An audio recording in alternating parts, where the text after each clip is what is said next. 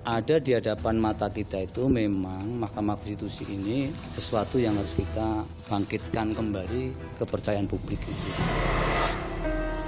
Harkat, derajat, martabat saya sebagai hakim karir selama hampir 40 tahun dilumatkan oleh sebuah fitnah yang amat keji dan kejam.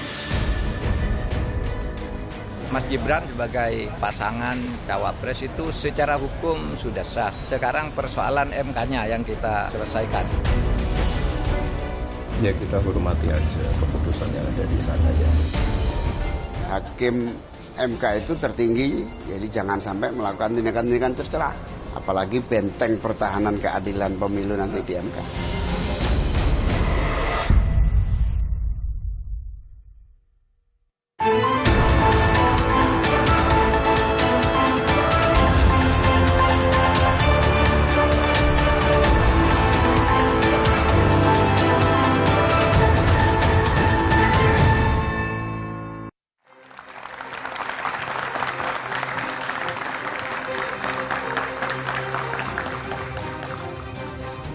Selamat malam saudara, kritik kepada Mahkamah Konstitusi terus terjadi meski pucuk pimpinan MK telah berganti usai Anwar Usman disanksi.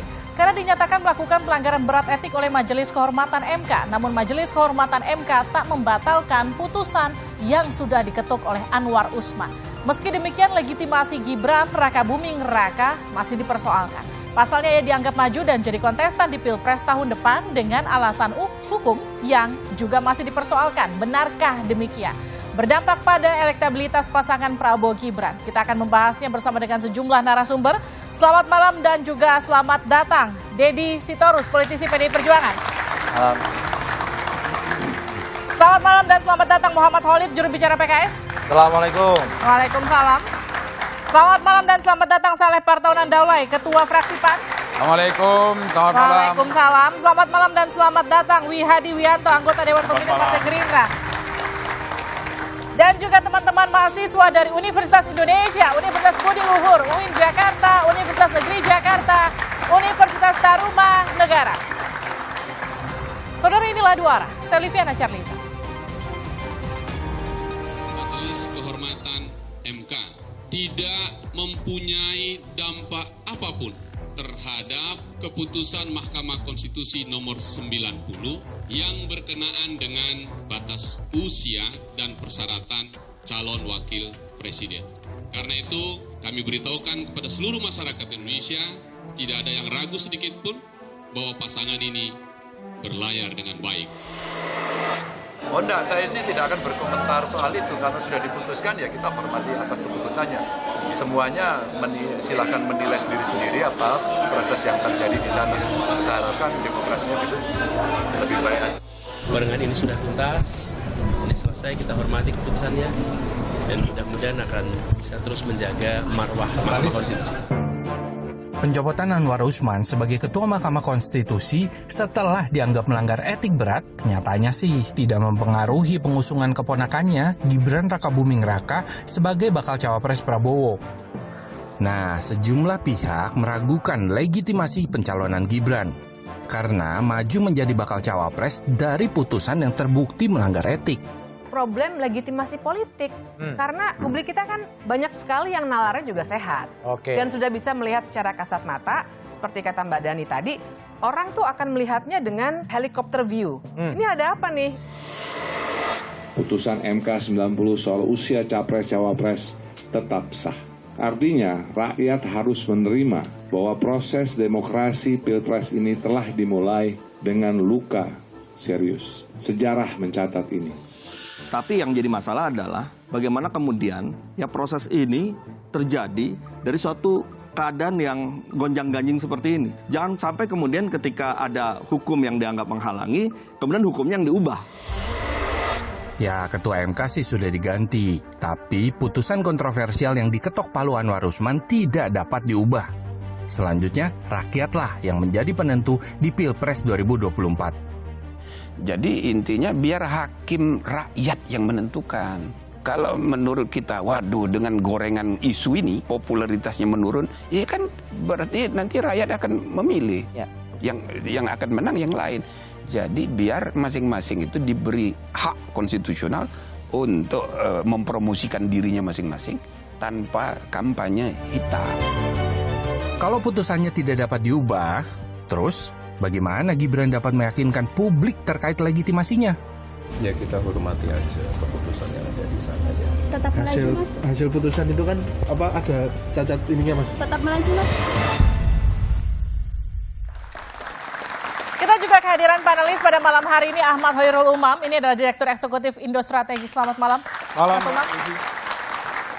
Saya ke Pak Wihadi dulu. Pak Wihadi, pasca putusan MK Gibran ini dianggap bacawa pres hasil pelanggaran etik. Apa respon Anda? Keputusan MK ini kan keputusan kode etik yang terhadap hakim-hakim. Tentunya tidak akan memengaruhi keputusan MK nomor 90 mengenai masalah perubahan dalam Undang-Undang Pemilu tentang batas usia. Jadi saya kira kita tidak perlu berpolemik lagi terhadap Undang-Undang Pemilu yang baru ini yang sudah diturunkan dalam PKPU dan KPU sendiri pun sudah mengaturnya. Jadi saya kira apa yang menjadi MK ini, polemik MK ini adalah bagaimana yang namanya kode etik itu. Tapi perlu digarisbawahi bahwa keputusan MK sendiri itu ada hal yang mesti harus ditahu. Ternyata sebenarnya apa yang di keputusan itu tidak ada bukti dan tidak ada saksi bahwa Anwar Usman melakukan hal-hal yang disangkakan dalam keputusan itu. Oke. Dan kita lihat sendiri, ternyata bukan hanya Anwar Usman. Ada 9 hakim sendiri pun juga mereka melanggar kode etik. Nah ini kan pelanggarannya kan bukan hanya Anwar Usman. Tetapi hanya Anwar Usman yang dikenakan sanksi terberat. Nah kalau kita lihat, ada satu hakim MK, yaitu Arief. Itu sudah 2 kali. Oke. Ya, 2 kali, tapi karena undang-undang dibatalkan 2 kali itu dan menjadi sebenarnya 3 kali saat ini. Jadi kalau menurut Anda ini murni pelanggaran etik atau ini ada goreng-gorengan politik? Saya kira ini kalau kita bicara dengan laporan-laporan yang ada itu kan laporan-laporan etik.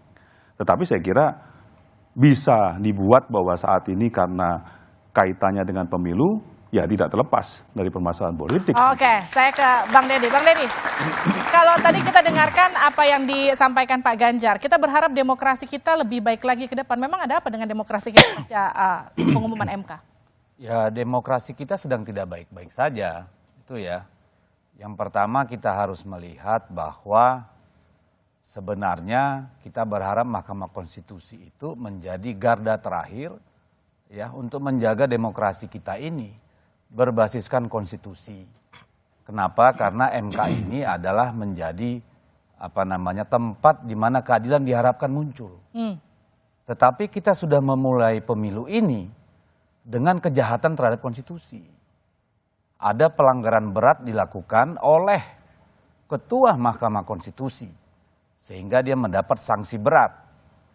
Ya, karena dia adalah orang yang berhubungan langsung dengan orang yang mendapat manfaat dari perkara nomor 90, perkara yang sebenarnya sudah ditarik pada akhir minggu, tapi kemudian masuk lagi tiba-tiba dan akhirnya nggak ditandatangani oleh pemohonnya sendiri. Jadi di sana kan sudah kelihatan kekacauannya.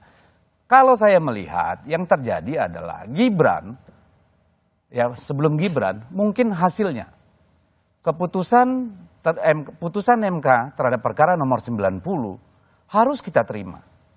Bukan karena dia benar. Tapi karena tidak ada mekanisme untuk membatalkannya. Jadi bukan karena benar putusan 90 itu tidak tersedia mekanisme untuk menganulir. Makanya salah satu mantan hakim konstitusi bilang ini ada cacat moral. Pak Yusril di kubunya sana juga bilang ini ada penyeludupan. Ya jadi saya ingin katakan jujur saja. Gibran ini adalah, walaupun dia jadi cawapres sekarang dan kita harus hormati keputusan Mahkamah Konstitusi, ini adalah hasil perselingkuhan politik dan hukum. Perselingkuhan politik, Bang Saleh, tanggapi, silakan. Baik, pertama begini ya, saya kira soal keabsahan Gibran untuk menjadi cawapresnya Pak Prabowo, semua pihak saya lihat sudah menyatakan tidak ada masalah sama sekali. Bukan berarti benar ya. Jadi, ya saya mau membalikkan dulu ke sana. Yang mengatakan itu sah, itu bukan kita malah justru. Yang menyampaikan itu sah adalah Pak Mahfud MD. Oke. Mengapa pernyataan Mahfud MD ini penting untuk kita kutip? Karena beliau sekarang pertama adalah cawapres dari Pak Ganjar. Yang kedua, Mahfud MD ini adalah Menko Polhukam. Yang memang urusannya itu adalah masalah politik dan hukum. Nah artinya beliau sendiri mengatakan putusan MK itu malah di luar ekspektasinya. Artinya sudah lebih daripada apa yang diharapkan sebagai personalnya Mahfud MD. Kemudian di dalam proses pembacaan putusan MK itu dijelaskan, di awal sudah dijelaskan bahwa ini tidak akan mempengaruhi putusan dari MK yang putusan 90. Berarti kan secara formal sudah legal ini. Nah sekarang saya lihat ini kan selalu dipersoalkan lagi, ini Gibran begini dan seterusnya. Ini sebetulnya tadi kembali ke pertanyaan pertama, apakah ini ada gorengan politik? Saya kira pasti. Karena ini kan terbukti nih, sudah diputus di sini, belum puas, ada sebagian dari pemohon itu yang melaporkan lagi para hakim-hakim ini yang katanya maladministrasi. Oke, jadi saya lempar lagi ke Pak Dedi. Jadi ini bukan semata pelanggaran etik, ini memang ada gorengan politik di sini. Sejak awal ini kan gorengan politik. Gorengan politik, partai-partai politik yang ingin anak presiden jadi calon wakil presiden. Itu politiknya sejak awal atau gorengan politik atau gorengan politik dari partai-partai yang tidak menginginkan Gibran maju, atau gorengan politik siapa yang mendapat dari partai-partai yang tidak menginginkan adanya calon anak muda jadi pemimpin di Indonesia ini. Ini yang bukan soal usianya anak muda. 37 tahun. Anda jangan ini yang mana yang menggoreng ini sebetulnya? Siapa yang menggoreng habis itu saya? Silakan, udah. Gimana? Ini bukan soal anak muda, ini soal anak presiden. Kalau soal anak muda, banyak sekali anak muda berprestasi di Republik ini. Kalau Gibran bukan anak presiden, dia akan dipilih apa tidak? Saya tanya. Saya pastikan tidak. Karena saya tanya. Saya pastikan saya tidak. tanya, putusan 90 itu apakah berlaku untuk Gibran saja atau berlaku untuk seluruh Indonesia? Siapa yang akan diuntungkan dari itu sana? dulu, jawab dulu. Siapa loh? Sekarang saya tanya jawab dulu, Anda. apakah itu berlaku untuk personalnya sebagai seorang anak presiden saja, sebagai seorang Gibran, atau itu putusan berlaku untuk seluruh rakyat Indonesia? Ya. Oke, saya jawab itu. Gitu Tentu loh. tidak. Saya tanya Anda lagi. Kalau Gibran bukan anak presiden, Anda ambil nggak? Loh, sekarang itu gini. Jawab aja. Enggak, saya tanya kembali. Tadi Anda tanya sudah saya jawab. Iya, ini saya tanya kembali. Saya tanya lagi. Ayo, saya tanya lagi. Apakah kalau Gibran bukan anak presiden, Anda ambil nggak? Bukan. Apakah menurut Anda kami berhak? Pertanyaan ditanya dengan jawab. Loh, ini Anda jawab dulu. Apakah menurut Anda kami berhak mencalonkan dia? Sebentar. Apakah menurut Anda kami berhak mencalonkan dia dengan putusan itu? Dalam artian berdebatnya, kami mohon maaf, bukan persoalan gender ya. Nggak boleh dipersoalkan. Saya bertanya, Anda harus menjawab, bukan melempar pertanyaan lagi. Tapi Anda jawab di pertanyaan saya, sama kan? Anda jangan melempar kembali pertanyaan kepada saya. Pak Wihadi tanggapi silakan. Nggak, begini. Kita harus melihatnya secara konstruksi hukum legalitasnya dulu. Bahwa permasalahan daripada judicial review undang-undang itu adalah norma. Ya, kita bicara norma. Dan pada saat itu adalah undang-undang yang diuji. Tidak ada kita mengatakan bahwa undang-undang ini adalah untuk seseorang. Tidak ada. Awalnya kita mengatakan bahwa itu gugatan itu banyak dari generasi muda. Ya, artinya ingin salah satunya kalau kita lihat wakil gubernur Jawa Timur pada saat itu yang belum menjadi Demokrat belum menjadi koalisi daripada Indonesia Maju itu mendaftarkan juga untuk adanya judicial review terhadap pasal itu. Artinya di sini kita bicara norma. Tidak hanya bicara kepada seorang per orang. Nah, ini harus kita perhatikan dulu. Ya kan? Ini kita judicial review dulu. Saya minta waktu Anda. Saya tadi pertama mau minta maaf karena saya bilang seperti perempuannya.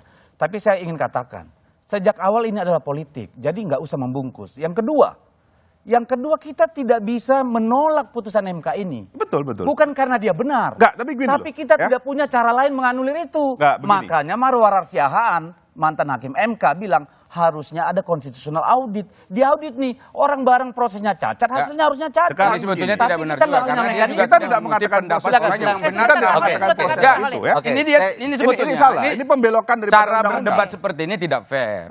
Karena memang mau mendominasi sendiri. Loh, saya udah minta izin dia, kenapa Anda keberatan? Enggak mau mendengar kita. Oke, saya akan berikan waktu. Misalnya kalau saya bertanya tadi.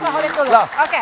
Gini saya itu bilang sangat pas gitu loh. Bos, saya kasih tahu soal fairness. Kami ini dua kubu berbeda, Anda dua dan satu kubu yang sama. Itu aja udah nggak fair, tapi saya nggak persoalkan. Tadi saya minta waktunya dia, oke? Ya, Holid, sekarang silakan. nggak usah protes. Tahan dulu Bukan, pasalnya soal, sebentar. soal ini saya tidak, ya gini ya sebentar. Ini soal Biarin. teman Biar berdebat. bicara. Sebentar, Tarik saya kasih nafas tahu sedikit, dulu. tarik nafas Nggak, sebentar. saya kasih tahu sama Pak Dede ya. Kami datang Nanti ke sini kasih tidak tahu saya setelah acara, biar dia ngomong dulu. Tidak tahu Udah, siapa udah. yang diundang oleh Kompas. Baik. Ya, oke. Kita Oke. diundang oleh Kompas, bukan diundang berbarengan Ya bersama. oke lah, udah Oke, biar nah, dia oke, ngomong. oke. Ya, ya, ya. Tahan Ini dulu. harus dicatat juga loh. Oke, ya. Ini Kompas TV yang undang, bukan diundang oleh satu dua orang. Nggak ada urusannya kita Iya, tahu. udah dengar, udah dengar. Nggak, kita sama-sama tamu di sini. Iya, Oke. udah. Nggak, Anda kan mencoba mendiskreditkan nggak usah kita dengan tunjuk cara lah. itu. Nggak betul. Pasalnya tenang. Cara berdebat Anda tidak betul. Pasalnya Oh, iya. tenang. Oke, Terserah. Pak Holid silakan. Tenang. Jadi ini kalau terus-terusan nggak akan selesai. Ya. Tapi kalau kita lihat, kita harus meresonansi apa yang dirasakan oleh publik. Ketua BEM UI, di sini saya lihat ada mahasiswa UI juga dan mahasiswa yang lainnya. Ketua BEM UI kemarin menyatakan keluarganya mengalami intimidasi karena dia mengkritik kebijakan putusan dari MK. Ini adalah suara publik. Please, para politisi dengarkan suara publik. Dengarkan apa yang dirasakan publik. Kalau kita hanya berlogika, logika elit, maka resonansi, aspirasi, apa yang dirasakan oleh publik itu tidak akan sampai. Dan inilah yang harus kita lakukan. Kalau kita bicara tentang MK, pengadilannya bukan pengadilan hukum, tapi etik. Etika, kenapa etika? MK yang etik. MK. Pengadilannya ada etik. Kenapa etik? Karena kita bicara tentang moral standar. Standar moral. Standar moral hakim MK, apalagi ketua MK, dia harus memiliki standar moral yang lebih tinggi. Bahkan lebih tinggi dari DPR dan eksekutif. Persyaratan menjadi hakim MK, dia harus menjadi negarawan. Eksplisit disebutkan di sana. Maka ini masalah etik, masalah legitimasi moral, itu menjadi hal yang sangat-sangat krusial buat hakim MK. Tapi kan produknya tidak bisa diapa-apain. Itu bicara legal. Oke. Tadi juru bicara udah clear tadi disampaikan tadi kan. Secara hukum, secara legalitas oke. Saya tidak ingin berbicara terkait bagaimana asas legalitasnya. Baik. Tapi kita bicara bahkan MK itu menunjukkan terkait moral standar. Standar moral inilah yang harus menjadi penopang tegaknya konstitusi di negeri kita. Oke. Ini bukan masalah Gibran atau bukan Gibran. Ini adalah masalah standar moral etika yang harus ditegakkan. Itu yang harus menjadi catatan kita bersama. Ya, coba kita bedah keputusan MK itu. Apakah sekarang kalau kita bicara etik, apa yang dilakukan oleh Anwar Usman itu tidak ada yang kalau kita lihat bukti dan tidak ada hukum yang mengatakan bahwa dia itu bersalah sebenarnya. Kita lihat MK. Kita bedah, sudah bedah atau belum? Kita sudah bedah. Saya sudah bedah di sini ya.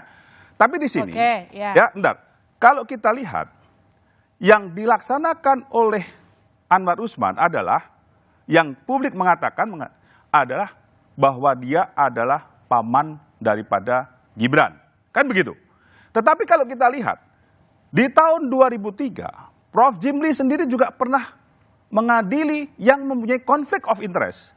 Saldi Isra juga demikian.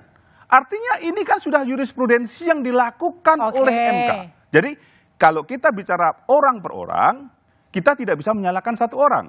Nah disinilah kita bicara, kalau kita bicara dari keputusan MK itu, tidak ada satupun bukti yang mengarah bahwa ini ada kesalahan etiknya. Oke. Ini kita harus lihat dulu. Tapi artinya gini, bagaimana stigma yang melekat bahwa ini betul ada pelanggaran etik dalam keputusan dari Anwar Usman. Nanti dijawabnya usai jeda di luar. Oke.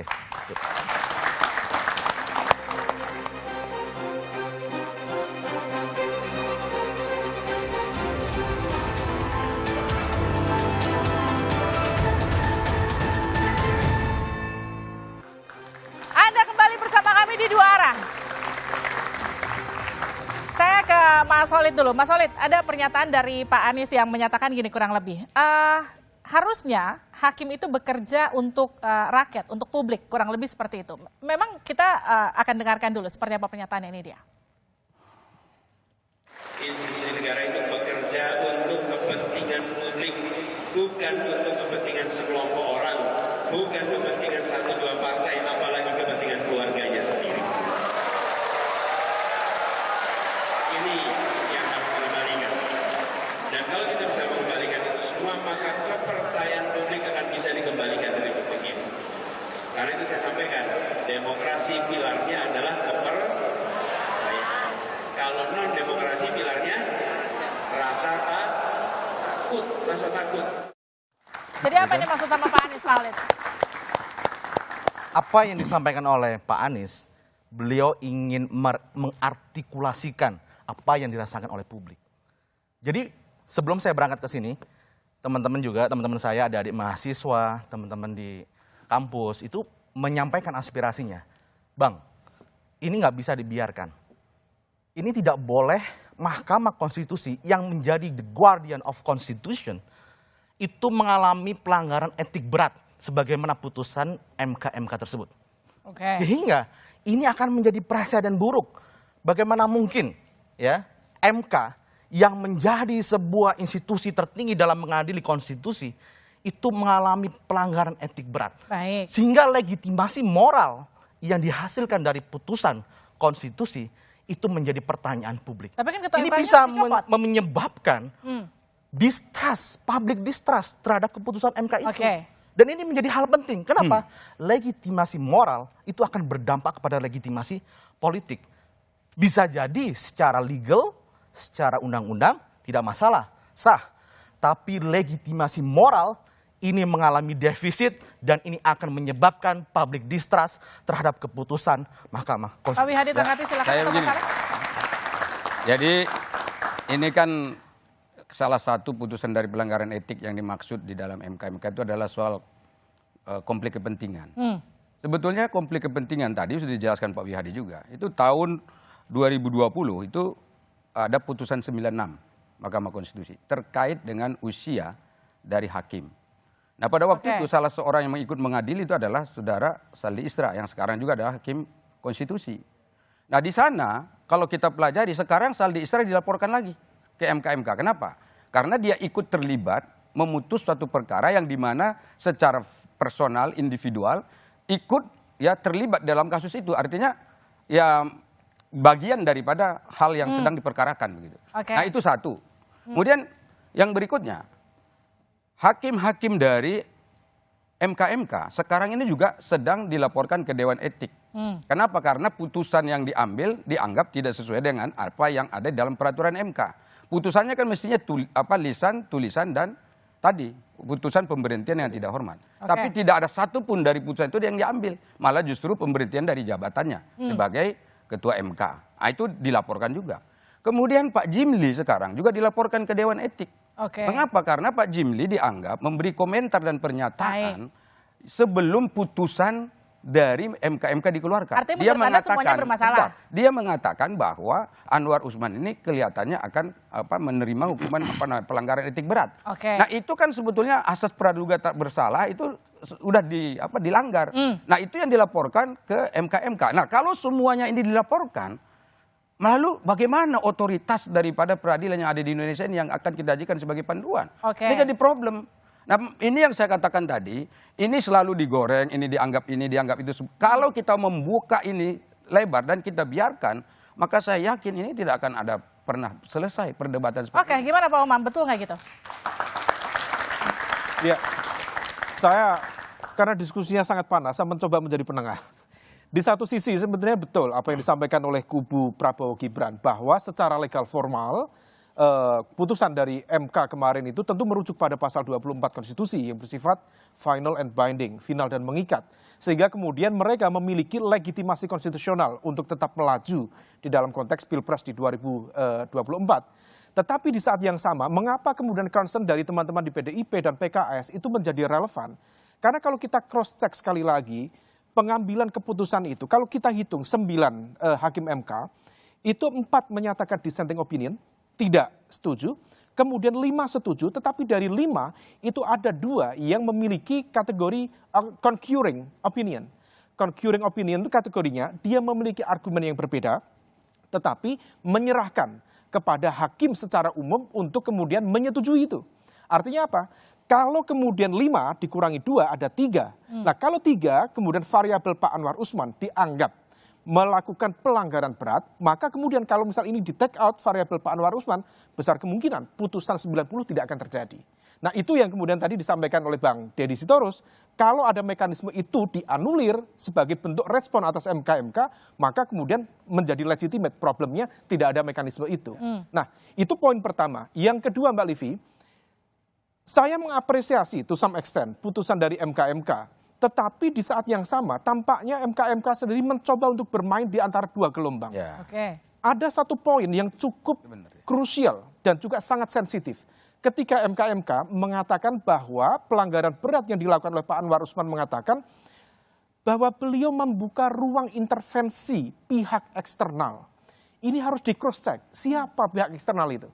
Apakah kemudian dari elemen eksekutif atau elemen legislatif atau lingkaran kekuasaan secara besar? Nah, kalau misal itu dilakukan secara terbuka, ini menjadi jauh lebih clear. Karena kalau misal concern kita memperbaiki MK, kuncinya menurut informasi spekulatif yang saya terima, sebenarnya CCTV di MK itu bisa jadikan alat bukti. Siapa yang dimaksud oleh MK itu sebagai membuka ruang intervensi. Kalau kategorinya ini konteksnya intervensi dari misalnya eksekutif, maka ide-ide yang seperti kemarin disampaikan oleh tim di PDIP misalnya tentang penggunaan hak angket menjadi relevan. Memang putusan MK tidak bisa menjadi objek bagi hak angket. Tetapi kalau misal kemudian melibatkan terkait dengan praktik administrasi pemerintahan, maka kemudian DPR, parlemen memiliki hak untuk menggunakan hak angket itu sebagai proses investigasi. Nah, kalau misal ini kemudian bisa dilakukan secara terbuka, tentu ini menjadi sebuah poin penting bukan hanya dalam konteks evaluasi MK, tetapi juga untuk menyelamatkan demokrasi secara general. Gimana tuh Bang Dede? Yang mana gimana? Yang soal bagaimana kemudian ini bisa jadi bahan evaluasi dengan kemudian melakukan hak angket salah satunya di DPR. Saya kira gini ya, orang yang peduli dengan persoalan-persoalan ini dari publik ini kurang dari 30%. Oke. 70% lebih itu adalah rakyat yang tidak peduli dengan urusan-urusan begini. Jadi sebenarnya kan ini masalah moral dilema di kita para elit. Ini kan upaya-upaya politik ya dengan menunggangi mekanisme peradilan kita yang ada dan dibuktikan dengan pemberhentian. Karena pelanggaran berat melanggar sabta karsa hakim. Itu kan clear and clean. Makanya tadi saya bilang, putusan MK ini legal, yes. Tapi bukan berarti benar loh. Itu harus kita pegang. Oke. Ya, karena apa dia kita terpaksa terima? Karena tidak ada mekanisme untuk mengoreksi, tidak ada mekanisme untuk konstitusional audit. Ini problemnya. Jadi kita harus jalan dan terima ini. Oke. Jadi, tapi saya ingin katakan, kita sudah memulai pemilu dengan cara-cara yang tidak benar dan tidak adil, bahkan mempertaruhkan moral. Lalu pemilu seperti apa yang kita harapkan ke depan kalau dimulainya saja dengan cara tidak bermoral kalau menurut saya? Oke, Mas Saleh silakan tanggapi. Begini. Pertama saya menanggapi dulu daripada Kang Umam. Jadi begini, kalau kita bicara masalah intervensi, itu tidak terbukti dalam keputusan MK-MK. Terbukti, ya. Tetapi ada satu juga yang tidak terbukti adalah pembocoran daripada rahasia negara, pembocoran daripada hasil RPH itu. Nah, ini bagaimanapun juga kita melihat bahwa siapa yang membocorkan, ya, siapa yang membocorkan ini, dan pada saat ini sebagian daripada masyarakat sudah melaporkan juga kebocoran daripada rahasia negara ini. Siapa yang membocorkan ini? Nah, jadi dalam hal ini kita melihat bahwa apa yang dilakukan oleh Pak Anwar Usman itu kan melakukan jurisprudensi yang sudah pernah dilakukan oleh hakim-hakim MK dulu. Ya kan? Jadi dalam hal ini, kalau keputusan MK-MK itu memberikan keputusan bukan hanya Anwar Usman sebenarnya, 9 hakim itu semuanya juga kena kode etik. Tapi kenapa hanya Anwar Usman aja yang diberat seperti itu? Kita bicara yang namanya Arif ini, itu sudah 2 kali dan 3 kali sekarang ini. Artinya kalau sudah 3 kali, walaupun dibatalkan oleh undang-undang, tetapi sebagai seorang sosok hakim sudah 3 kali, artinya itu kan sudah merupakan sesuatu hal yang dengan tanda kutip bahwa pelanggarannya adalah pelanggaran berat. Nah ini ada yang harus kita lihat secara fairness kalau kita mau betulkan ini. Ya, jadi maksud saya begini, hal ini adalah merupakan suatu kode etik daripada MK. Kita tidak bicara mengenai masalah keputusan daripada MK nomor 90, karena itu sudah final and impending. Ya, artinya sudah selesai. Kalau kita bicara mengenai masalah bagaimana kita membetulkan MK, bagaimana kita menjalankan yang namanya kita membenarkan masalah MK, maka itu adalah tugas kita bersama. Kedepannya MK mau seperti apa? Nah, inilah yang mesti harus kita semuanya tahu bahwa ternyata MK mesti harus ada pembenahan ke depannya. Itu yang penting. Ya. Sebenarnya yang disampaikan Pak Wiyadi tadi dengan konteks urgensi untuk memperbaiki MK sebenarnya bentuk mengakui memang ada sesuatu yang problematik di MK. Baik itu dalam konteks etik, jadi ada problem dalam konteks etik, tapi juga dalam konteks struktur institusionalnya juga mengalami problematik di situ. Tetapi kemudian kalau misal kita cermati, tadi kembali ke konteks ruang intervensi, itu sebenarnya disampaikan secara terbuka, secara clear dalam materi putusan yang disampaikan oleh Pak Jimli, dan sebenarnya kalau misal kemudian mau masuk lebih dalam, bisa dilakukan lebih lanjut. Problemnya, ini besar kemungkinan akan memantik sebuah dinamika dan benturan politik yang jauh lebih besar. Kita paham situasi itu. Nah, tetapi di saat yang sama, barangkali ada pihak-pihak yang juga agak menikmati. Karena bagaimanapun juga dengan hadirnya Mas Gibran sebagai cawapres Pak Prabowo, sebenarnya memberikan ruang munisi yang terbuka bagi rival-rival politik Prabowo Gibran. Narasi politik dinasti tentang isu nepotisme, itu adalah munisi yang cukup efektif untuk mendelegitimasi itu. Tetapi yang kemudian bisa dibuktikan misalnya, bagaimana kemudian yang kita bayangkan kalau misal terjadi penolakan, harusnya KPU itu menghadapi resistensi di Komisi 2. Faktanya proses dari putusan MK nomor 90 tidak mengalami resistensi signifikan di Komisi 2. Dan kemudian kemarin secara cepat PKPU nomor 19 tahun 2023 diubah secara cepat menjadi PKPU nomor 23 tahun 2023. Kita cek itu dalam hitungan cepat, kita cek di pasal 13 ayat 1 huruf R. Itu sudah secara otomatis mengakomodir putusan di perkara 90. Artinya, to some extent, dari rival-rival politik dari Pak Prabowo Gibran mencoba untuk menggunakan ini sebagai sebuah alat untuk mendelegitimasi, tetapi tetap diberikan ruang untuk mereka maju di kontestasi. Nah, itu yang kemudian jadi pertanyaan untuk Pak Saleh terakhir. Jadi bagaimana kemudian menjawab sejumlah hasil survei yang menilai pasca putusan MK ini kemudian menggerus elektabilitas Pak Prabowo? Nanti jawabannya usai jeda. Ya, baik.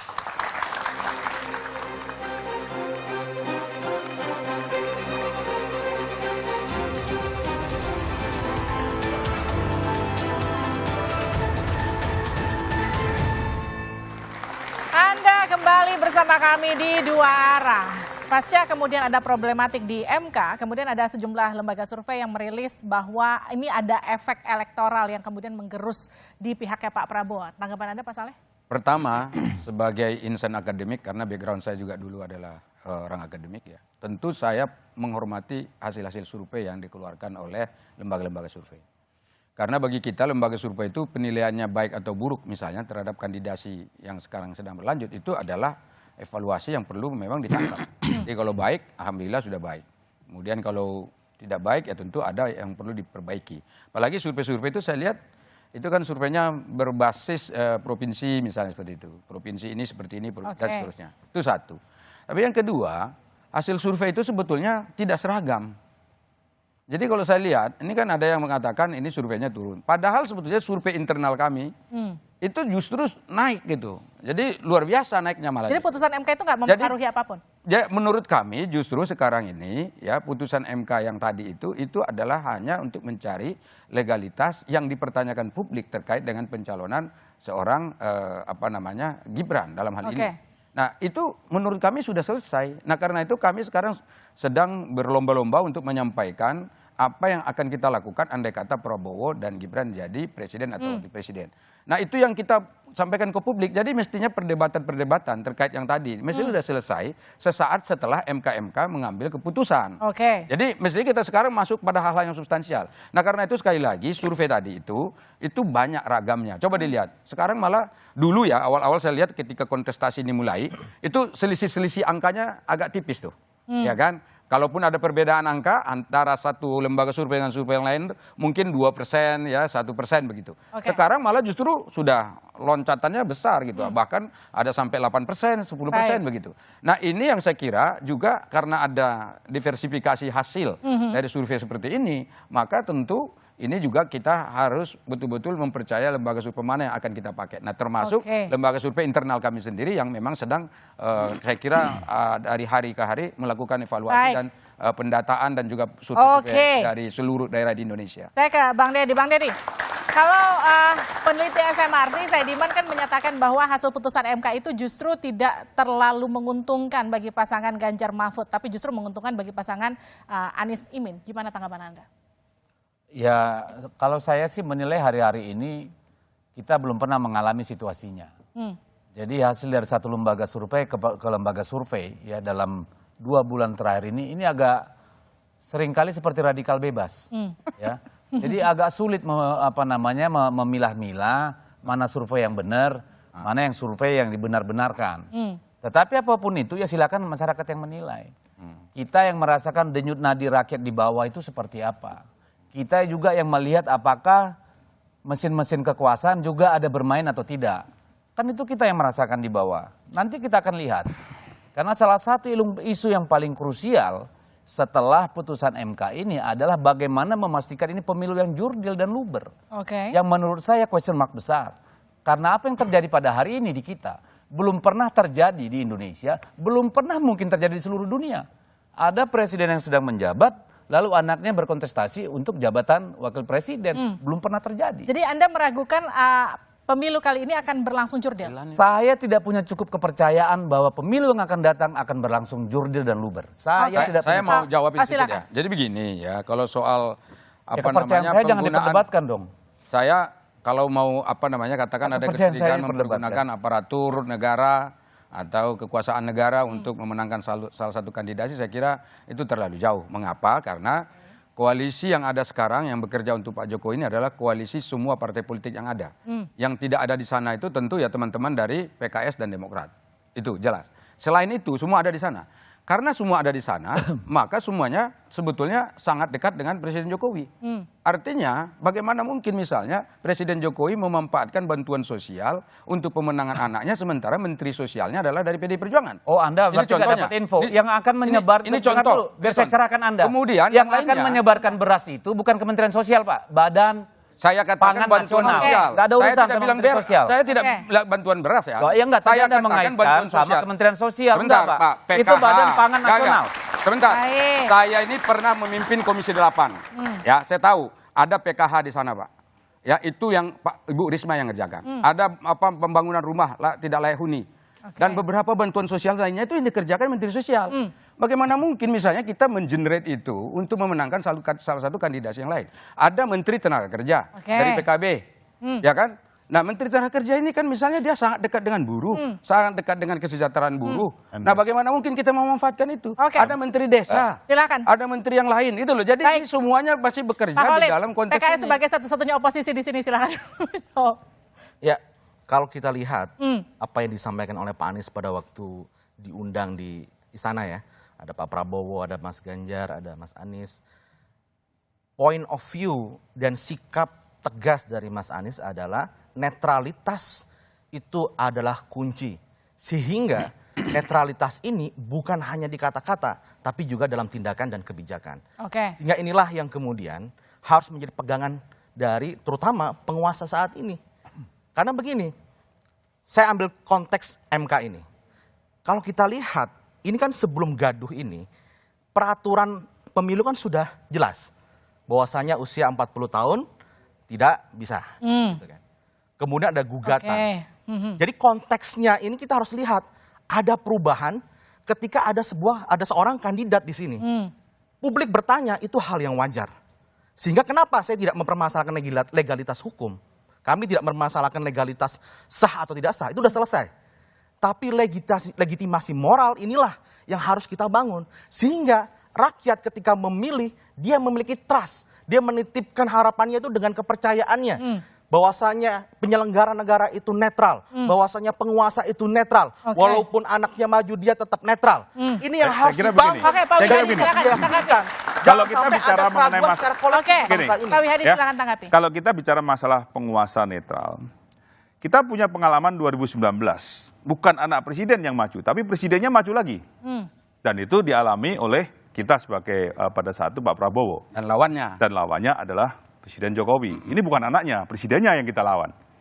Dan kita lihat pada 2019, kalau 3 bulan sebelum pemilu ini, yang terjadi itu adalah saling lapor dan saling komplain kenapa laporan di sana lebih cepat, laporan ini lebih lama. Nah, artinya di situ kan sudah tidak ada sesuatu hal yang tidak netralan pada saat itu. Dan itu terjadi, kita tak akui itu. Ya. Tetapi pada saat sekarang ini, sebelum 3 bulan pemilu, adem-adem aja kita ini. Tenang-tenang aja. Ya kan? Nah, artinya di sini, ayolah kita sekarang ini hilangkan mengenai masalah perbedaan ini, kita adu program, ya, kita sambut pemilu ini dengan yang gembira tanpa kita harus dengan black campaign, tanpa harus kita mengatakan bahwa kita ini adalah mengatakan bahwa ini seperti ini, ya kan, kemudian provokasi dan segala macam. Hilangkan itu, kita adu program, karena ini ada tiga kandidat ini. Kalau dua kandidat, sekarang 3 kandidat. Silakan tanggapi. Akhirnya kita bisa kalau saya sih apa yang mau ditanggapi? Kita kan tidak sedang adu program. Enggak. Topik kita pada hari ini kan bicara tentang persoalan MK. Berbicara tentang bagaimana proses kontestasi pemilu ini dimulai. Tapi kita bicara tadi kan mengenai masalah netralitas. Iya. Saya Makanya saya mau sambung. Begitu kan? Makanya saya sambung. Sudah banyak percakapan di masyarakat sekarang tentang bagaimana ada instrumen-instrumen kekuasaan yang katakanlah bertindak di lapangan. Yang sebenarnya sangat aneh. Ambil contoh. Ada urusan apa polisi datang ke kantor partai PDI Perjuangan di Solo dan di Pasuruan? Itu semua partai. Ntar dulu, kata siapa semua partai? Kan kata mereka. Kan udah diklarifikasi oleh pihak kepolisian. Kata mereka. Mana buktinya? Dan kalau itu terjadi harusnya Anda juga protes. Karena partai politik itu lembaga yang resmi. Di dalam undang-undang dasar kita, Pak. Tidak ada cukup alasan kecuali ada kegentingan yang memaksa. Gak ada itu. Saya kira begini ya. Bentar lah, kan belum selesai. Ada apa lagi? Kita tahu bagaimana semua baliho, semua reklame, itu disiapkan dalam satu malam pasang ada suatu kekuatan yang terorganisir mengorkestrasi ini. Tidak mungkin partai politik. Tidak mungkin itu. Itu sudah terjadi gitu ya. Dan banyak hal-hal lain yang kita ketahui tidak mungkin kita buka di sini.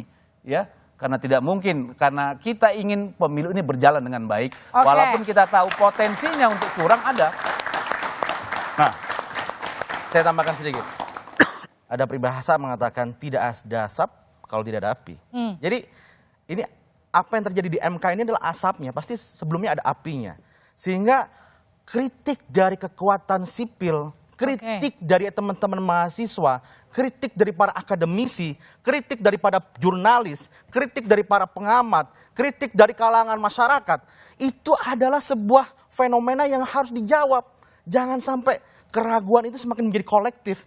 Ini kita memulainya harus dengan trust yang baik. Jadi ini kita harus memulai dengan trust yang baik. Sehingga presiden ya dan penguasa harus bisa meyakinkan kepada publik bahwasanya penguasa adalah netral, ya. Apa yang terjadi ini adalah sesuatu yang bisa dikendalikan dalam arti sesuai dengan aturan main yang fair, ya. Kalau rasa sense of injustice, rasa ketidakadilan itu muncul, maka adik-adik mahasiswa akan bisa turun ke jalan nanti.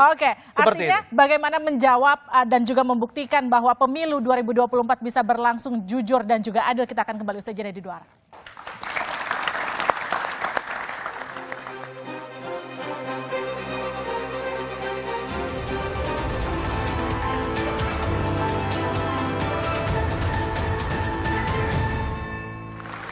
Kembali bersama kami di Dua Arah. Saudara, ini adalah paruh terakhir kita di Dua Arah episode kali ini. Pertanyaan pertama saya ke Pak Dedi. Jadi apa yang kemudian masih jadi catatan dari PDIP pasca putusan MK? Saya kira saya tidak memulai dengan catatan. Saya ingin memberi selamat kepada Prof. Jimli dan hakim-hakim Mahkamah Kehormatan MK kemarin. Karena akhirnya menunjukkan pada bangsa ini masih ada harapan untuk kita punya trust terhadap Mahkamah Konstitusi. Yang kedua, saya ingin memberikan selamat kepada Prabowo Gibran dan juga kepada Anies Muhaimin. Nanti akan berkontestasi dengan Pak Ganjar Pranowo dan Pak Mahfud. Saya kira memang saatnya ke depan kita adu gagasan. Walaupun kita sudah memulainya dengan begitu buruk, tapi percayalah di ujung lorong masih ada harapan ketika orang-orang yang punya kewarasan dan akal sehat itu memang benar-benar menggunakan nuraninya memilih pemimpin Indonesia yang akan datang. Oke, Pak Wihadi silakan. Keputusan MK nomor 90 itu sudah merupakan keputusan yang final dan binding, dan saya kira kita sudah tidak perlu berpolemik lagi karena keputusan MK nomor 90 itu adalah keberpihakan pada demokrasi untuk anak muda. Dan disinilah saatnya anak muda untuk berkarya kepada bangsa ini lebih besar, dan saya kira ini adalah kesempatan untuk kita semuanya, dan kita mesti harus kaitkan ini bahwa nanti dengan pemilu yang akan datang, ini adalah merupakan pemilihan daripada pemimpin muda yang bisa memberikan suatu kontribusi kepada negara. Oke, silakan. Demokrasi mementingkan dua hal, proses yang baik dan hasil yang baik. Kami berharap demokrasi ini dilakukan proses penyelenggaraannya dengan jurdil, ya, dengan sesuai dengan ketentuan hukum, secara fair, netralitas penguasa juga dijamin, sehingga aspirasi, pilihan dari setiap warga negara mendapat tempat yang mulia dan mendapatkan pemimpin yang mendapatkan legitimasi, bukan hanya legitimasi politik, juga mendapatkan legitimasi moral. Oke, silakan.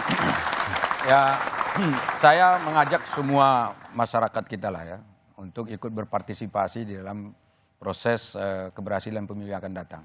Karena partisipasi publik ini sangat penting sekali dan mereka lah yang menentukan masa depan bangsa ini sebetulnya. Jadi karena itu walaupun dianggap bahwa pemilu itu nanti hanya hitungan katakanlah 5 menit misalnya di dalam TPS paling lama, tetapi itu sangat berpengaruh untuk menentukan masa depan bangsa ini. Apalagi kita menyongsong Indonesia maju pada 2045.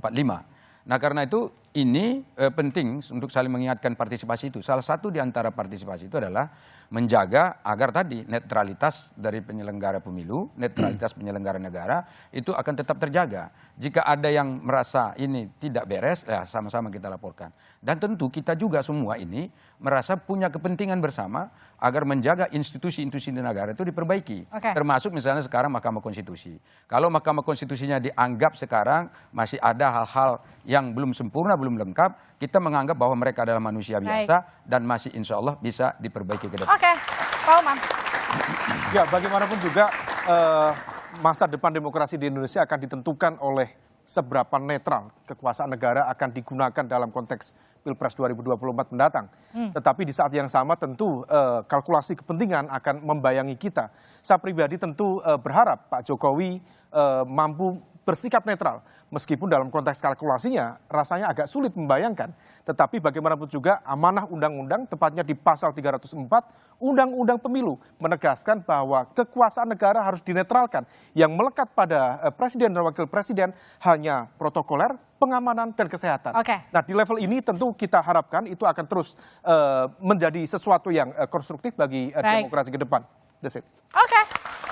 Saudara, kata orang, politik bukanlah urusan benar dan salah, namun menang dan juga kalah. Kata orang, politik adalah urusan bagaimana mendapatkan dan mempertahankan kekuasaan, meski harus menomorduakan nilai etika dan azas kepatutan. Namun tak boleh dinafikan reputasi, legitimasi, dan kepercayaan patut jadi pertimbangan. Karena tanpa itu kekuasaan tak akan bisa menggerakkan, kecuali dengan ancaman dan juga paksaan. Saya Liviana Charlisa, tetap saksikan Kompas TV untuk mengupdate informasi terkini, terutama seputar pemilu, hanya di Kompas TV, independen terpercaya. Sampai jumpa.